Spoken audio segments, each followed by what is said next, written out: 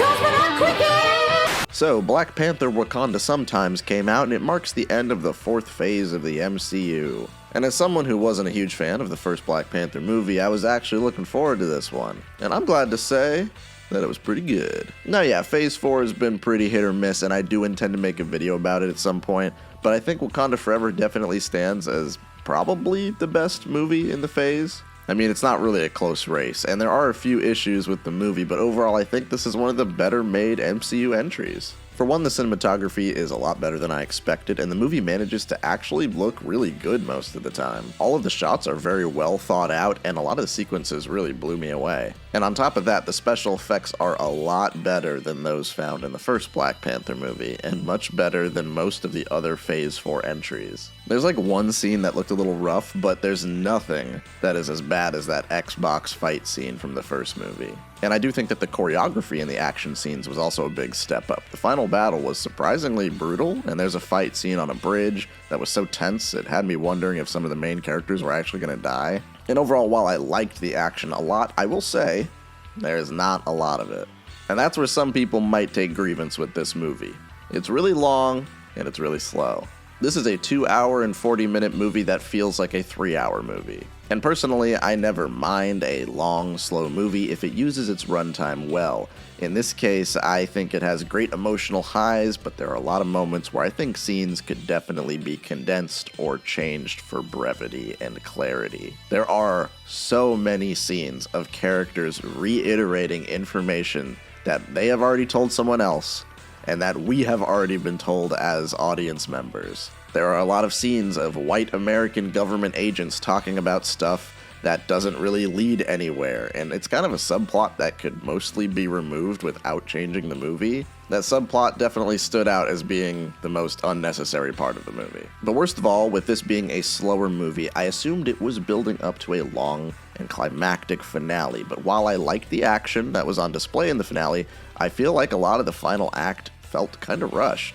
The new Black Panther being crowned had very little fanfare. It kind of just happened, and then the main characters rush into the final battle. I just kind of expected more, and it's surprising considering how patient the rest of the movie is. And I do have to say that it is a massive undertaking to even make this movie at all. The entire script was finished before Boseman's passing, and that's where I think my biggest compliment comes in.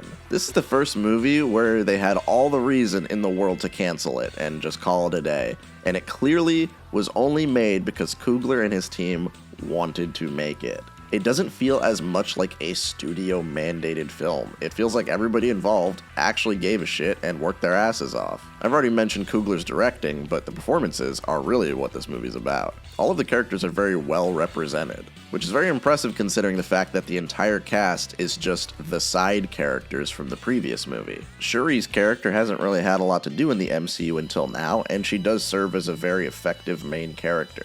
I like that they show that she has kind of a dark streak. She's not as warm and compassionate as T'Challa was. Although I do wish they could have shown this dark streak a little more. I understand that they want their main character to be likable and not be a total maniac. Okoye is promoted to a much more prominent role in this story, and I found myself enjoying her the most out of all of the side characters. And of course, many people have said it, but Angela Bassett is going absolutely fucking nuts in this movie. She is acting like she's gonna go bankrupt if this movie tanks. She is very, very good in this movie. It's no surprise that the trailers used many of her monologues as advertisements. Like, the monologues really do speak for themselves. They're really impressive. I also have to say that as a fan of Namor in the comics, I was very happy with how he was represented as well. Making him an ancient South American tribal warlord was a very, very good choice.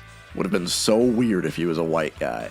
And it leads to this movie having a lot of themes relating to culture and how culture can be shaped by their leaders. Wakanda and Talokan are very similar, and they want very similar things. Their only differences are in how their leaders think and operate.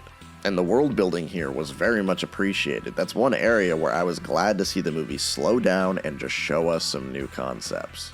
It's also interesting to see Wakanda face a force that can actually rival them. Wakanda is actually put on the back foot for once, and it's interesting to see them be worried about the fact that they might end up in a battle that they can't win. Namor overall is a pretty hard sell for people, and I swore for years that we would never be able to make him work in a movie.